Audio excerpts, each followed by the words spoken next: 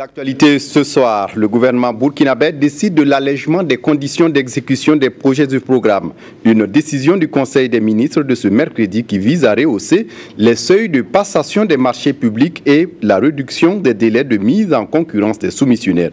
Comment cela sera mis en œuvre? Élément de réponse dans ce journal. Et puis, 4 agents du ministère en charge de l'administration territoriale et de la décentralisation s'expliquent devant un conseil de discipline. Ils leur sont reprochés des détournements de deniers publics et le non-respect de la réglementation en matière de passation de marchés publics. Un conseil qui se veut un exemple de moralisation de l'administration publique au Burkina à suivre dans cette édition. Et puis le parcours atypique de ce immigré burkinabé en Côte d'Ivoire. Boukari Yunga, c'est son nom, a posé ses valises depuis 1936 à Soubré, à 200 km de Yamoussoukro. Dans la langue mouaga, on l'appelle Paweogo. Comment vit-il son statut d'immigré? Compte-t-il rentrer un jour au pays? Son portrait à suivre dans cette édition. Mesdames, Messieurs, bonsoir. Ravi de vous retrouver. Environ 53 000 personnes seraient menacées par les inondations au Burkina Faso. C'est un point fait ce matin au Conseil des ministres. Et pour faire face à d'éventuelles catastrophes, le gouvernement burkinabé promet mettre des moyens nécessaires à la disposition du CONASUR. Le Conseil qui s'est penché également sur la protection des domaines scolaires et l'application de la loi d'allègement des conditions d'exécution des projets et programmes. Le point avec Konsoum Koulibaly et Olopoda. Bientôt, la mise en œuvre de la loi d'allègement des conditions d'exécution des projets et programmes de développement au Burkina Faso. Le Conseil des ministres de ce 3 août a adopté un décret relatif à l'application de cette loi. Une réglementation qui vise à mettre fin au retard constaté dans la mise en œuvre des projets et au faible taux d'absorption des financements. L'objectif de ce décret et de cette loi sont de réduire les délais de mise en œuvre de la concurrence entre soumissionnaires, la réduction également des délais d'application des marchés, la suppression entre autres de la double revue pour les marchés financiers par les ressources extérieures. Nous avons également mis en place tout un travail de communication et de formation des différents acteurs pour que, effectivement, dans les 6 mois, ce que nous voulons obtenir comme résultat soit possible. Au ministère de l'Éducation nationale et de l'alphabétisation, le gouvernement s'engage à garantir la quiétude et la sécurité dans les écoles. Un décret de protection du domaine scolaire est adopté. Il va donc de la construction des clôtures, soit avec des briques ou avec des clôtures végétales, mais tout un ensemble de réglementations, notamment concernant l'installation de ces écoles-là, les conditions pour y avoir accès, mais également la périphérie de ces écoles-là, avec tout ce qui est débit de boissons, etc., comment on peut réparer ces situations-là. Le Conseil a aussi donné son accord pour la réhabilitation et l'augmentation des capacités d'accueil d'Azalaï Hôtel Indépendance. Il s'agit notamment de la réflexion et de l'augmentation, de l'extension des capacités de l'hôtel qui va passer de 176 chambres à 230 chambres, mais également la prorogation du contrat qui avait été passé en 2004 pour une durée de 15 ans et qui devait donc s'achever en 2019, mais étant donné que ça fait 3 ans que l'entreprise ne marche plus, donc le contrat permet donc une prorogation de 3 ans, permettant donc de rattraper la durée durant laquelle l'hôtel n'a pas fonctionné. En cette période de pluie et des risques d'inondation, le gouvernement a décidé de mettre à la disposition du CONASUR les moyens nécessaires pour faire face aux éventuelles catastrophes. Selon les chiffres, 53 000 personnes seraient menacées au Burkina Faso. Le Conseil qui a adopté un décret portant réglementation de l'abattage et de l'exportation des asins, des camelins, des équins et de leurs produits au Burkina Faso. L'adoption de ce décret permet, selon le Conseil, de doter notre pays d'un cadre juridique réglementant l'abattage et interdisant l'exportation des asins, des camelins, des équins et leurs produits. Pour aller plus loin dans cette décision, je reçois le ministre en charge des ressources animales et halieutiques, M. Sommango Koutou. Bonsoir. Bonsoir, Kousseni.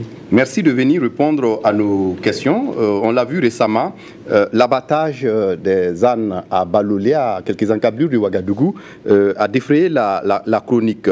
Est-ce que de façon générale, vous pouvez nous donner une idée de ce que ce phénomène représente à travers le pays? Parce qu'il n'y a pas que seulement Balolé, il y avait aussi dans la Kossi. Oui, effectivement. C'est un phénomène qui ne s'est pas seulement produit à Balolé, c'est pratiquement dans 6 régions du Burkina Faso, le centre, l'est, le Sahel, la Boukou du Moun, le centre-ouest, etc. Et quand on regarde les chiffres, jusqu'en fin 2015, nous étions encore dans les normes, à peu près moins de 25 000 ânes tués dans le Burkina Faso. Et c'est à partir de 2015, en fin d'année 2015, que effectivement le nombre a progressé de façon exponentielle pour prendre une ampleur assez inquiétante dans les premiers mois de 2016, qui nous a poussé, en tout cas, le premier semestre 2015, nous sommes à près de 65 000 pots que nous avons pu contrôler aux frontières. Et là, nous ne comptons même pas avec l'abattage clandestin, qui fait peut-être le double de ce que nous avons pu contrôler aux frontières. Oui, et la population générale de ZAN au Burkina est estimée à plus du million. Oui, notre recensement nous donne 1 337 000 Azins pour 2015. Et selon nos projections, d'ici 2019, nous serons à peut-être 1 500 000, puisque vous n'êtes pas sans savoir que l'âne est un animal qui se reproduit très difficilement. Et pratiquement, l'ânesse met bas tous les 2 ans en moyenne. Et 1 an, c'est vraiment exceptionnel, sinon c'est vraiment 2 à 3 ans que l'ânesse met bas. Donc, alors quand on essaie de faire l'extrapolation des abattages, en 2019, nous aurons 1 700 000 et quelques ânes battus. Ce qui veut dire qu'en 2020, si nous laissons courir, on n'aura plus d'ânes en début 2020. Oui, monsieur le ministre, est-ce que vous avez une idée de ce que ces pots d'âne peuvent servir? Parce que quand il y a engouement, certainement qu'il y a un intérêt particulier. Selon les informations qui nous reviennent et qui sont assez importantes, c'est que ces pots d'âne seraient utilisés par des apothicaires étrangers et que dans ces contrées, l'âne n'existe plus. Alors ils se sont rabattus en Afrique, particulièrement en Afrique subsaharienne, à la recherche de cette espèce qui existe. Ce n'est pas seulement au Burkina Faso. Déjà, on dit que dans un pays du centre, l'Afrique centrale, au Tchad particulièrement, l'espèce est devenue très rare parce que ça a commencé par là-bas, ça a envahi le Mali, le Sénégal, pour aujourd'hui être le tour du Burkina Faso. Donc, il semblerait que c'est pour des produits pharmaceutiques, puisque c'est des apothicaires. Et là, c'est tout ce que nous avons comme information. Et là n'est pas le problème. Notre problème est que nos amis les ânes sont en train de disparaître et nous avons voulu quand même mettre un frein pour essayer de revoir les perspectives. Justement, et ce décret pris en Conseil des ministres ce matin comble ce vide juridique. Oui, ça comble parce qu'effectivement, on avait des textes, mais des textes du point de vue sanitaire. Mais on ne savait pas, puisque jusque-là, comme je le dis, jusqu'en 2015, fin 2015, personne n'avait imaginé l'exportation de peau d'âne, puisque nous n'avons jamais, de nos statistiques en tout cas, nous n'avons pas enregistré une seule peau d'âne d'exporter jusqu'en début 2015. Ce n'est qu'à partir de 2015 qu'effectivement cette peau a commencé à être recherchée. Et nous avons en tout cas mis ce texte pour freiner, essayer de voir un peu, en tout cas pour sauver l'espèce qui est pratiquement menacée d'extinction. Et on a vu également certains des abatteurs, en fait ceux qui s'adonnent à cette pratique, disent qu'ils ont des textes, en fait ils ont des autorisations qui les met à l'abri de toute poursuite. Cela veut dire qu'avec cette décision du Conseil des ministres, aujourd'hui, on va faire le ménage dans le domaine. Bon, je ne sais pas de quelle autorisation on parle. Moi, je n'ai pas vu d'autorisation. Je sais que même l'abattoir qui a fait la chronique, Balolé, effectivement, c'est un abattoir privé. Mais de ce que je sais, du texte que j'ai reçu, en tout cas, Balolé était destiné à l'abattage de bovins et de caprins. Et d'ovins, pas d'âne, c'est parce que ces derniers temps, c'est un commerce, la ruée vers la peau a fait qu'effectivement on s'est concentré à mettre en place une unité d'abattage d'âne. Sinon, nous savons l'histoire au moins de cet abattoir.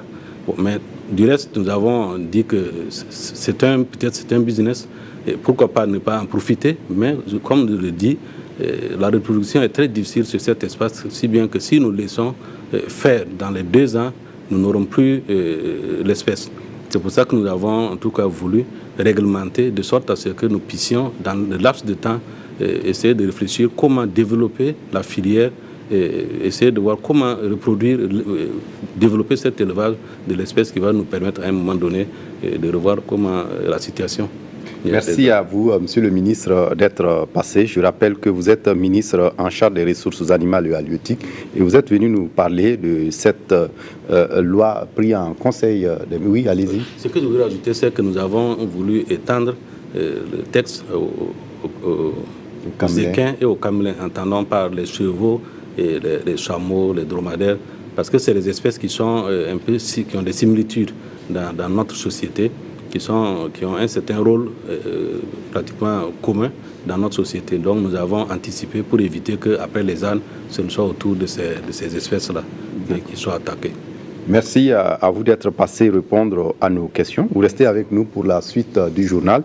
Et pour la suite du journal, on l'a vu, le CONASUR, le Conseil national de secours d'urgence et de réhabilitation, est au rapport. Pour sa 9e session ordinaire, le CONASUR et ses partenaires vont examiner le bilan des activités de 2015, mais aussi réfléchir sur les activités de l'année en cours, surtout que le Burkina Faso n'est pas à l'abri des catastrophes. Il s'agit donc pour le CONASUR et ses partenaires de se définir une feuille de route pour améliorer les interventions futures du CONASUR. Les explications de Urbain Benito Somé et de Nathalie Sawadgo. Pour l'année 2015, environ 400 000 personnes victimes de catastrophes liées aux inondations, aux vents et aux conflits intercommunautaires et des personnes vulnérables ont été prises en charge par le Conseil national de secours d'urgence et de réhabilitation CONASUR. Une situation préoccupante qui amène les membres statutaires et les partenaires techniques et financiers à échanger pour trouver les voies et moyens afin de prévenir ces catastrophes.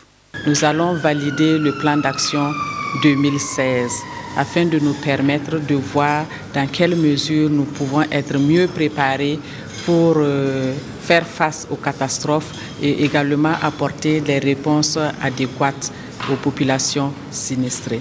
La problématique du relèvement et reconstruction pour les personnes sinistrées sera débattue. D'où le thème « Évaluation des besoins post-catastrophe et relèvement des personnes sinistrées, enjeux et perspectives ». Il nous faut avoir des données fiables qui permettront à bien cibler, à faire en sorte que tous ceux qui auront besoin de protection puissent en avoir, à faire en sorte que là où il faut investir pour le relèvement, que ce financement aille là où il faut et surtout à faire en sorte que le plan qui doit être défini pour le relèvement soit un plan crédible. Au sortir de cette rencontre, des solutions devront être trouvées pour permettre de mener des actions fortes en vue de prévenir ces catastrophes au Burkina Faso. Dans l'actualité ce soir, 4 agents du ministère de l'administration territoriale, de la décentralisation et de la sécurité intérieure comparaissent depuis ce matin devant un conseil de discipline. Les faits qui leur sont reprochés sont relatifs à des détournements de deniers publics et le non-respect de la réglementation en matière de passation de marchés publics. Les faits sont commis entre 2015 et 2016 dans les communes de Nasséré, de Djibo et au Haut-Commissariat de la province du Kadiogo. Le ministère de la décentralisation entend ici montrer l'exemple à travers ce conseil de discipline pour la moralisation de l'administration publique. On fait le point avec Konsoum Koulibaly et Aimé Solange Guigma. Le ministère de l'administration territoriale, de la décentralisation et de la sécurité intérieure traduit ici 4 de ses agents en conseil de discipline après une enquête de l'inspection générale des services publics. Les 4 concernés sont accusés de vol, de détournement de deniers publics, de non-respect de la réglementation en matière de passation de marchés publics et d'absentéisme. Les faits qui leur sont reprochés ont été commis durant 2015 et 2016. À travers ce premier conseil de discipline, le dit ministère veut jouer la carte de la transparence dans la gestion du service public. Nous voulons également, à travers la tenue de cette session du conseil de discipline, assurer aussi et rappeler l'obligation de probité, de désintéressement, l'obligation des services faits qui doit incomber à tout agent de la fonction publique sous peine justement des sanctions qui sont prévues par la loi portant statut général de la fonction publique. Composé de 10 membres, ce conseil a 2 jours pour examiner les 4 dossiers et proposer des sanctions qui sont de plusieurs ordres. Bon, les sanctions sont de 3 degrés. Il y a les sanctions de premier degré qui ne sont pas du ressort du conseil de discipline. Il y a également des sanctions de 2e et 3e degré qui sont de ce point de vue du ressort du conseil de discipline.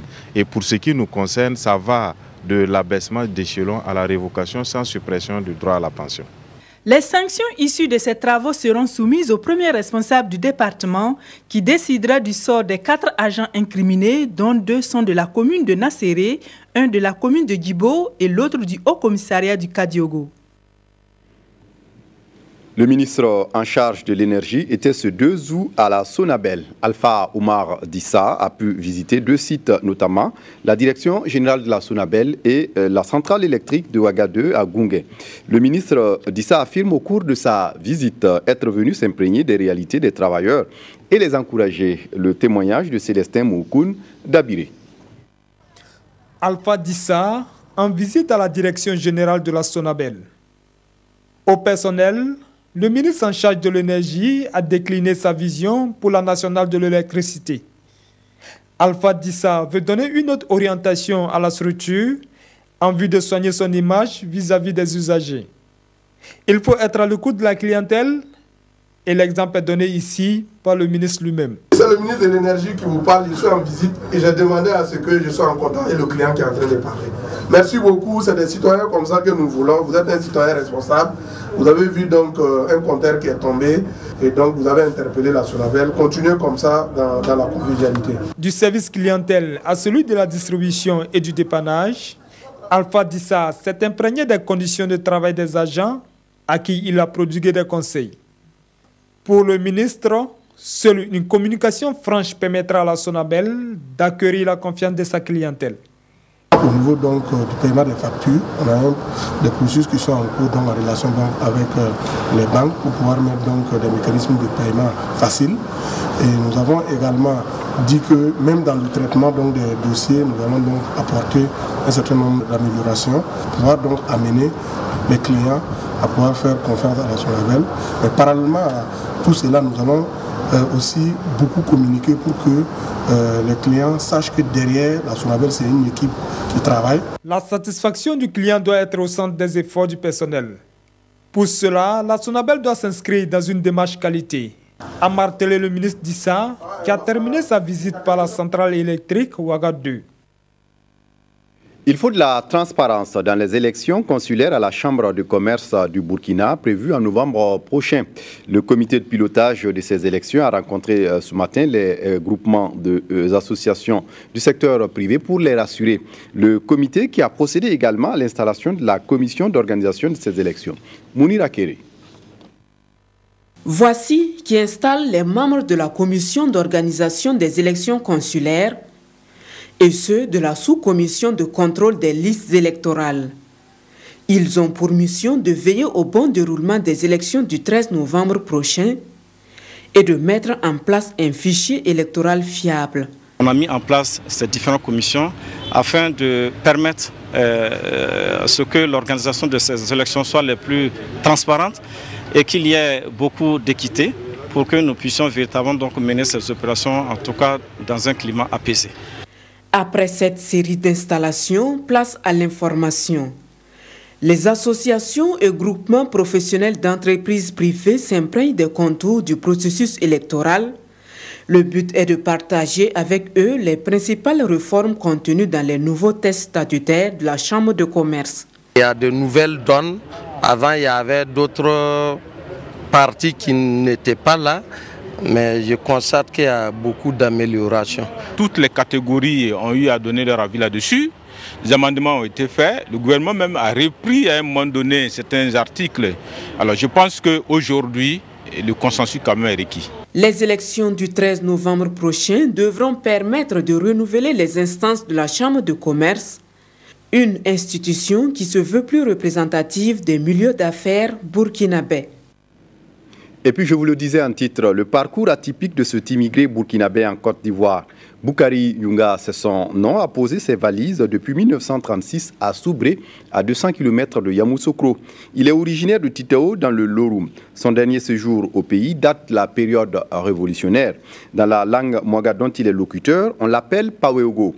Comment vit-il son statut d'immigré? Compte-t-il un jour rentrer au pays?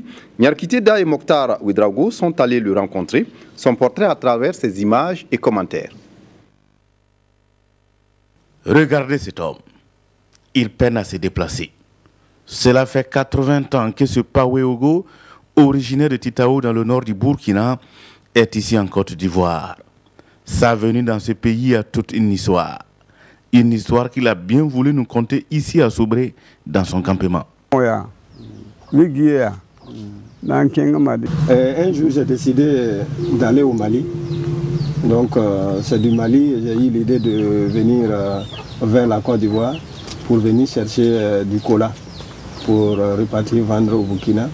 Une fois à Daloa, le vieux Yunga va abandonner l'idée de faire le commerce de la cola. Il va arriver à Tabou à pied, comme il a d'ailleurs fait du Mali à Daloa. Et là-bas, c'est aussi une autre aventure qui commence. On n'a pas eu la cola. Donc, c'est pour cela qu'on a eu l'idée de continuer à Tabou. Donc, avec quelqu'un qui nous avait dit d'aller là-bas, qu'il y a du travail. Donc, on a pu chercher la cola, on a continué à Tabou. Après cette longue tournée, Yunga va enfin se décider. Installé désormais à Soubré dans la région de l'Anawa, à quelques 200 km de Yamoussoukro et à près de 400 km d'Abidjan, il s'est lancé dans la plantation avec son tuteur. On faisait le compte du contrat, donc on aidait les planteurs à récolter leur café et ils nous donnaient un peu et nous aussi on cessait à côté et c'est avec ça on revendait. Progressivement, le café va faire place au cacao et Yunga deviendra plus tard propriétaire d'une plantation. J'ai demandé la place à ce vieux-là. Ce vieux qui m'a accueilli, qui m'a donné une place à m'installer. Et il m'a donné aussi une portion de terre sur laquelle j'ai planté le cacao. Aujourd'hui, son campement est devenu un hameau où il vit avec ses épouses, l'une la 80aine et l'autre la 50aine, de même qu'avec ses enfants, ses petits et arrière-petits-fils dans une plantation presque démunie. Tout ce qu'on a vu en place, beaucoup sont morts. Le café, le cacao aussi qu'on avait planté, actuellement, presque les cacaoyers sont morts. Et quand on lui demande son dernier passage au pays natal, il n'a pas de date exacte. Sa référence, pendant le règne des révolutionnaires dirigés par le capitaine Thomas Sankara. Arrivé vers 1936 à Soubré, à la recherche de l'Eldorado, voici ce qui lui reste, une bananeraie. Yunga est devenu malvoyant et est de nos jours le chef de la communauté Moussi de la zone de Soubré. L'ONG Nouvelle Vision de l'Afrique, Novo Africa, a destiné le Grand Prix international panafricain des leaders 2016 au Burkinabé Jean-Baptiste Natama. Ce prix de la catégorie meilleur promoteur de la diplomatie en Afrique lui a été décerné à Casablanca au Maroc le 29 juillet dernier. C'est l'appréciation positive de son parcours diplomatique qui est reconnue par ce prix dont il est le premier lauréat. Jean-Baptiste Natama l'a présenté à notre équipe ce 2 août à Ouagadougou. Draman Guéné, Fabrice Nébier.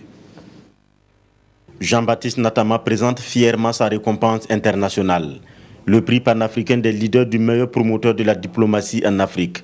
Il est le tout premier lauréat dans cette catégorie de l'ONG Nova Africa, nouvelle version de l'Afrique. Le long parcours diplomatique du Burkinabé a milité en sa faveur parmi la multitude de prétendants. Il sert d'abord au Burundi, en République démocratique du Congo et au Rwanda pour le compte de l'Union africaine et de l'ONU. Avant de retourner au Soudan, où j'ai été le premier chef de la mission de l'Union africaine pour le Darfour, Ensuite, je suis revenu, j'ai dirigé le mécanisme africain d'évaluation par les pairs pour ensuite également être le directeur de cabinet de la présidente de la Commission de l'Union africaine. Et actuellement, je suis vice-président Afrique de l'Alliance mondiale des PME. Le lauréat burkinabé considère cette récompense internationale comme une invite à mieux faire. Et pour le réussir, il compte sur tous les Burkinabés à qui d'ailleurs il dédie ce prix. Le fait que j'appartienne au peuple burkinabé, à qui on reconnaît un certain nombre de valeurs. Et pour moi, ce sont ces valeurs dont j'ai hérité de ce peuple-là qui sont récompensées. Parce que c'est l'amour du travail bien fait. Natama est également lauréat de plusieurs autres prix à l'international. Diplomate médiateur, il est aussi expert en stratégie et auteur de plusieurs écrits. En sport, la Coupe du Faso, version féminine, renaît de ses cendres. Après l'édition 2011, les clubs de football ont rivalisé cette année pour désigner le vainqueur de la présente édition. La finale qui se joue ce jeudi 4 août au stade municipal met aux prises Princesse contre Étincelle. De l'étincelle dans l'air, nous préviennent ici Souleymane Sanou et Khalifa Ouattara. Elles étaient 14 équipes à s'engager pour la renaissance de la Coupe du Faso, version féminine. Au finish, 2 clubs, les Princesses du Kadiogo et les Étincelles, ont l'honneur de jouer une finale de Coupe du Faso, après la première édition jouée en 2011. L'équipe des Princesses du Kadiogo, deuxième du championnat, entend confirmer sa suprématie, après 2 victoires en championnat sur les Étincelles. Notre avantage, c'est l'expérience. L'expérience parce qu'on a déjà jouer ce genre de compétition plusieurs fois, la finale de compétition plusieurs fois. Et c'est ça qui peut, en tout cas, être à notre faveur. Je pense que cette coupe, ça représente beaucoup de choses pour nous. Parce que l'année passée, on a été 5e. Cette année, on a été 2e. Mais la coupe, je pense que, Inch'Allah, on va la remporter. Il n'y a pas 203, dit-on. La jeune équipe des Étincelles entend démentir ce dicton et montrer qu'aux Zambiennes, la valeur n'attend point le nombre des années. L'objectif, c'est le trophée. On a vu que notre adversaire aime bien les deuxièmes places, donc demain tout naturellement. on va quand même les faciliter la tâche d'être deuxième. C'est un grand honneur pour nous de jouer cette finale. Parce que c'est notre première fois de jouer cette coupe. Comme le coach l'a dit, notre adversaire, ce sont des expérimentés. Et nous sommes très jeunes, mais ce n'est pas pour autant qu'on va les laisser nous battre. Il faudra élever son niveau de jeu pour remporter les 1 500 000 qui récompensent le vainqueur de la Coupe du Faso en dames. Rendez-vous est pris pour ce 4 août au stade municipal de Ouagadougou. À l'étranger, élection municipale en Afrique du Sud, un test pour Zuma. Les Sud-Africains ont commencé à voter ce mercredi pour des élections municipales aux allures de test politique pour l'ANC et le président Jacob Zuma, dont le second mandat est miné par les scandales de corruption et la stagnation économique. Regardez. Élection municipale en Afrique du Sud, aux allures de test national pour le parti au pouvoir, l'ANC. Pour la première fois en effet depuis la fin de l'apartheid, l'opposition pourrait l'emporter dans plusieurs grandes villes. Plus de 26 millions d'électeurs sont appelés aux urnes. Les cadres du Congrès national africain sont sous pression et en premier lieu le président Jacob Zuma, déjà affaibli par plusieurs scandales et par la crise économique qui mine le pays. Les regards se focalisent sur 3 villes, la capitale Pretoria, Johannesburg et enfin Port Elizabeth. C'est dans cette localité que l'opposition a le plus de chances, selon les sondages, de remporter la victoire. Dans cette ville, le chômage atteint 36% de la population active, un taux qui s'élève au niveau national à 27%. On referme ce journal avec la revue de presse des quotidiens de ce mercredi, revue de presse signée Evelyne Dabiré.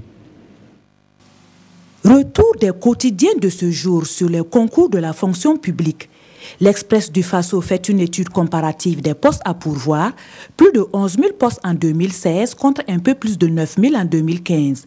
Ce quotidien conclut à une progression globale, mais une progression jugée insuffisante par le journal Le Quotidien, qui estime que la demande dépasse énormément l'offre. Pour ce journal, l'État fait face chaque année à un nombre limité de postes à pourvoir et à des diplômés toujours plus nombreux.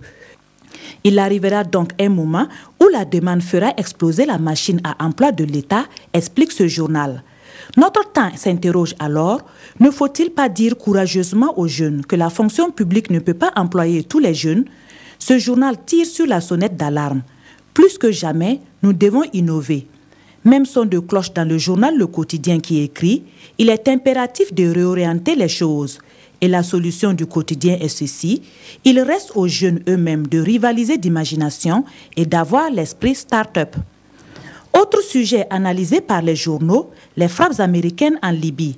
Aujourd'hui, OFASO informe que les États-Unis continuent de pilonner la ville de Sirte, malgré des voix qui s'élèvent pour désapprouver l'action des Américains. L'objectif de ces frappes est de s'emparer de ce qui apparaît comme le dernier rempart de l'organisation terroriste en Libye, explique ce journal.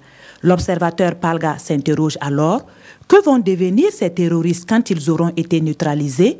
A-t-on pensé ce coup-ci au service après-vente? Car, poursuit ce journal, il faut craindre que les survivants se redéploient dans les pays voisins comme le Mali, le Niger ou l'Algérie. C'est tout pour ce journal. Merci de votre attention. Très bonne suite de programmes sur la RTB. Au revoir.